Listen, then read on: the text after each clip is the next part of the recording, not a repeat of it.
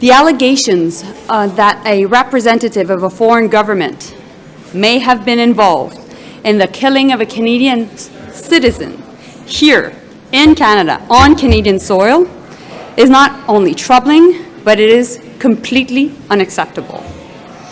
If proven true, this would be a grave violation of our sovereignty and of the most basic rule of how countries deal with each other.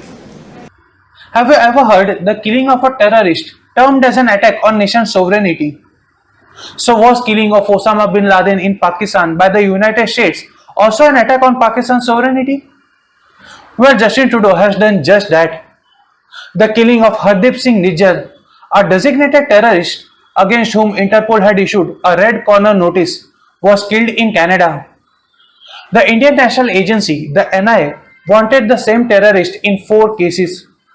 He had also been declared a terrorist under the UAPA, Unlawful Activities Prevention Act, in 2020 itself. In 2022, NIA declared a reward of massive 10 lakhs for any information leading to Nijjar. The NIA managed to get some of its associates arrested and charge sheets against him were filed.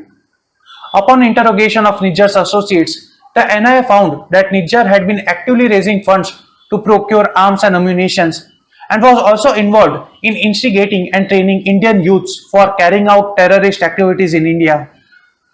He was also wanted by the CBI and Punjab police in more than 17 cases involving possession of explosive substances and arms. And Justin Trudeau is out to defend and legitimize this very dangerous terrorist and has accused the Indian government of killing a Khalistani separatist. Over the past number of weeks, Canadian security agencies have been actively pursuing credible allegations of a potential link between agents of the government of India and the killing of a Canadian citizen, Hardeepsinghnijjar. As we all know, Trudeau's popularity in his own country is spiraling downwards. Under him, Canada is facing massive housing crisis, inflation is hitting the roof, and there is a massive job crisis as well. Rejected by his own people, snubbed by leaders around the world, and already a political pariah, his only support is Jagmeet Singh, a Canadian politician, the leader of NDP, New Democratic Party, and also a self-proclaimed Khalistani. Jagmeet Singh is his only recourse to save a disastrous fall from grace, because Justin Trudeau needs Jagmeet Singh to keep his government afloat. Now there's a little bit of interesting story here. Jagmeet Singh happens to be Trudeau's political rival. After Canada's parliamentary elections in 2022, Trudeau joined hands with Jagmeet Singh's NDP to garner a majority and form a government. Apparently, Trudeau and Jagmeet Singh had reached an agreement that the NDP would not move a vote of no confidence against Trudeau's government, and in exchange, Trudeau would turn a blind eye to Khalistani activities on Canadian soil. As we can see, Trudeau's political survival depends entirely on Jagmeet Singh. He cannot afford to lose support from the NDP. Trudeau is also under pressure from Jagmeet Singh to expedite the investigation of Nijjar's killing.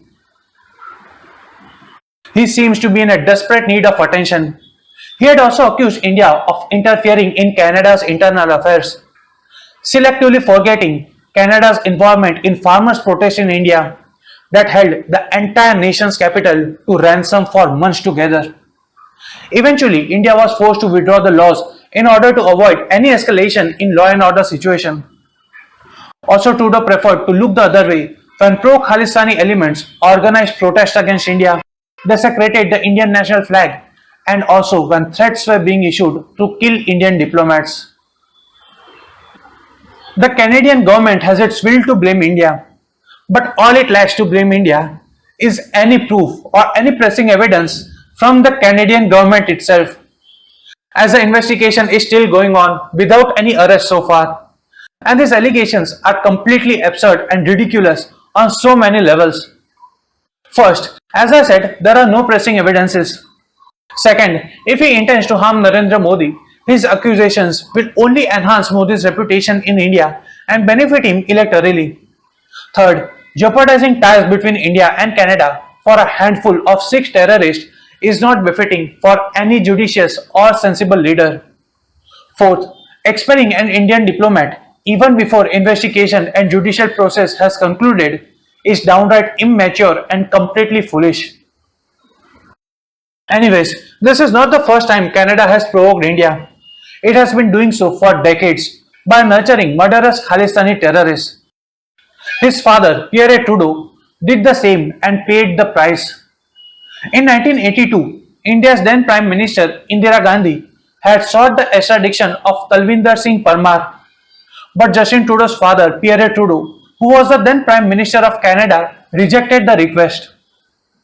3 years later, after India's request was turned down, Parmar, who was the head of Babbar Khalsa, masterminded the bombings of Air India Flight 182 Kanishka. 329 lives were lost.